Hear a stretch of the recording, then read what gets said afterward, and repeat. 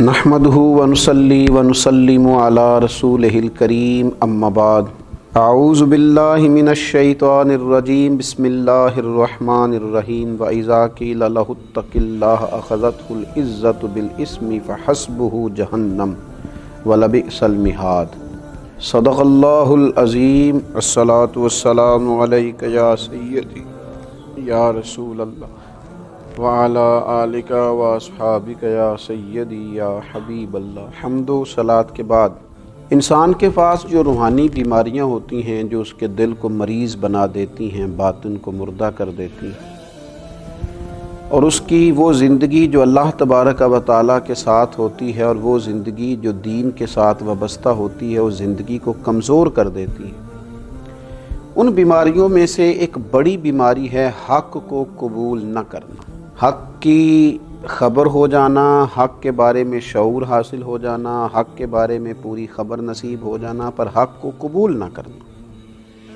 बाज़ औक़ात इंसान को पता होता है कि मैं यहाँ इस मकाम पर गलत हूँ, यहाँ मेरे अंदर गलती है, मुझे अपनी इस्लाह करनी चाहिए, लेकिन वो अपनी इस्लाह नहीं करता। क्यों? कि ये रूहानी बीमारी है।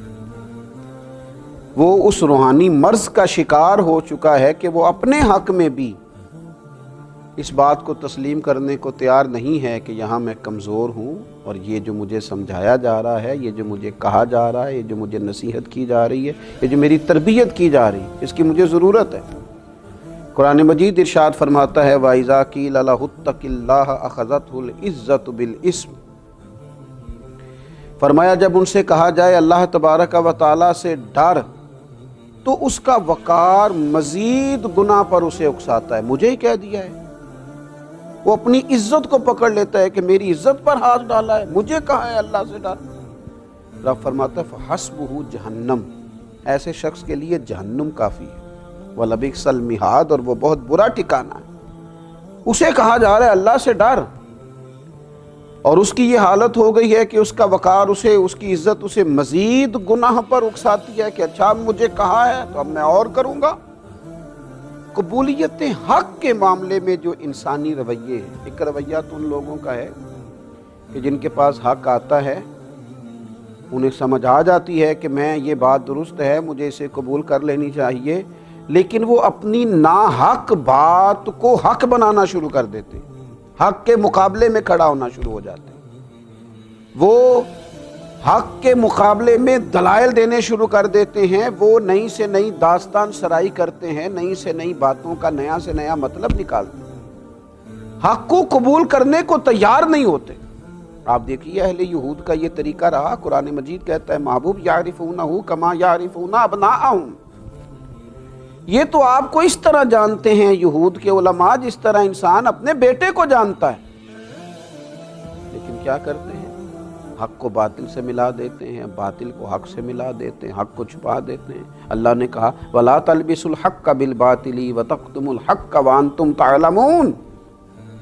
हक़ को बातिल से न मिलाओ और हक़ को न छुपाओ। और ऐ अहले यहूद, ऐ यहूद के उलमा, तुम जानते हो मेरे रसूल सल्लल्लाहु तआला अलैहि वसल्लम हक़ लेके तशरीफ़ लाए, लेकिन लोग हक़ की पूरी मारिफत होने के बावजूद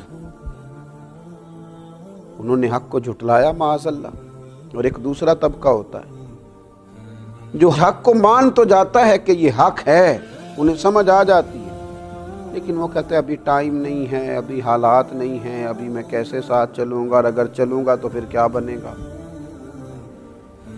फिर देखें बात तो आपकी ठीक है, ये वतीरा रहा कुरैश मक्का का, ये अंदाज रहा कुरैश मक्का का। अबू जहल कहता था जो फरमाते हैं हक़ फरमाते हैं, कहते थे अबू लहब का जो कहते हैं हक़ कहते हैं। कि जब उनसे कहा जाता था जब हक़ तुम पर पहुँच गया है और हक़ तुम पर वाज़े हो गया है, फिर तुम इसे कबूल क्यों नहीं करते? तो वो कहते थे अगर कबूल कर लेंगे तो हमारी चुदराहट का क्या बनेगा। अगर हम इन्हें कबूल कर लेंगे तो वो जो सरदारियां हमने कायम कर रखी हैं, वो जो झूठी अना के बुत हमने बना रखे हैं, उनका क्या बनेगा। अपनी उस झूठी सरदारी को बचाने के लिए दोज़ख का ईंधन बन गए, सारी जिंदगी के लिए लानत की अलामत बन गए।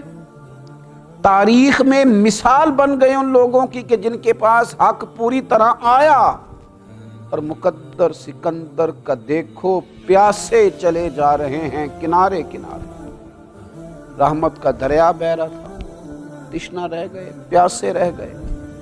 اور ایک ان لوگوں کا بھی طریقہ ہے کہ حق ان کے پاس آیا ہے، اور جب آیا ہے تو پھر انہوں نے اپنی سرداریاں، اپنی دولتیں، اپنی قبیلے، اپنی برادریاں کچھ نہیں دیکھا، بلکہ میرے نبی پاک علیہ السلام نے فرمایا میں نے جس کے سامنے دین پیش کیا اس نے دلیل مانگی، یہ میرے ابو بکر صدیق ہیں۔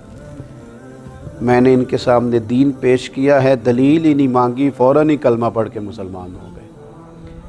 جیسے ہی ضمیر کی آنکھیں کھل گئیں کہ حضور سچ فرماتے، فوراً قبول کیا۔ حضرت عثمان غنی رضی اللہ تعالیٰ عنہ اس قبیلے سے تعلق رکھتے ہیں جو قبیلہ اس زمانے میں اپنی الگ وزاداری رکھتا ہے، اپنے معاملات رکھتا ہے۔ حضرت عثمان غنی مالدار ہیں، اللہ تعالیٰ نے نوازا ہے، لیکن سیدنا عثمان غنی رضی اللہ تعالیٰ عنہ کے مزاج کی حق پرستی، انہوں نے نہ اپنے قبیلے سے مشورہ کیا، نہ انہوں نے اپنی سرداری دیکھی، نہ دولت، نہ کچھ، جو ان کے پاس تھا اس سب کو چھوڑا اور سیدھا دروازہ رسول پہ آ کے غلامی رسول کو اختیار کیا، حق کو فوراً قبول کیا۔